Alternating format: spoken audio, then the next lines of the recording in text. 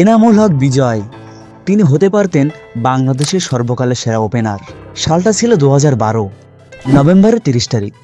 খুলনা আবু নাসের স্টেডিয়ামে ওয়েস্ট ইন্ডিজের বিপক্ষে ওডিআই ম্যাচের মাধ্যমে আন্তর্জাতিক ক্রিকেটে অভিষেক হয়েছিল এনামুল হক বিজয়ের। অভিষেক ম্যাচে 62 বলে 42 রান করেছিলেন এনামুল হক বিজয়। সিরিজের দ্বিতীয় ম্যাচে 145 বলে 120 রান করে নিজেকে এক অনন্য চূড়ায় নিয়ে গিয়েছিলেন বিজয় এবং একের পর এক পরবর্তী প্রত্যেকটি সিরিজে সাফল্যের সঙ্গে ভালো পারফরমেন্স করতে থাকে ওই এনামুল হক বিজয়। তার এমন পারফরমেন্সের জন্য 2015 সালে অস্ট্রেলিয়া ও নিউজিল্যান্ডে হওয়া ওডিআই বিশ্বকাপে তাকে বাংলাদেশ স্কোয়াডে অন্তর্ভুক্ত করা হয়। সেই আসরে আফগানিস্তান ও শ্রীলঙ্কার বিপক্ষে যথেষ্ট ভালো পারফরমেন্স করেন বিজয়। বিশ্বকাপে বাংলাদেশের চতুর্থ ম্যাচ ছিল স্কটল্যান্ডের বিপক্ষে। প্রথম ইনিংসে ব্যাটিং করেছিল স্কটল্যান্ড।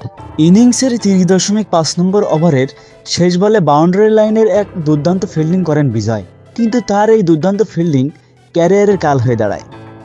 ডান হাতের কবজিতে আঘাতপ্রাপ্ত হন বিজয়, ফলে সেই আসরে ইনজুরির কারণে আর কোনো ম্যাচই খেলতে পারেনি বিজয় এবং তাকে দেশে পাঠিয়ে দেওয়া হয়।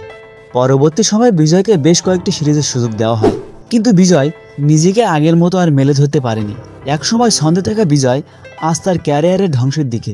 আমরা চাই বিজয় আবারও তার পুরাতন ছন্দে ফিরে আসুক এবং সাফল্যের সঙ্গে পারফরমেন্স করুক।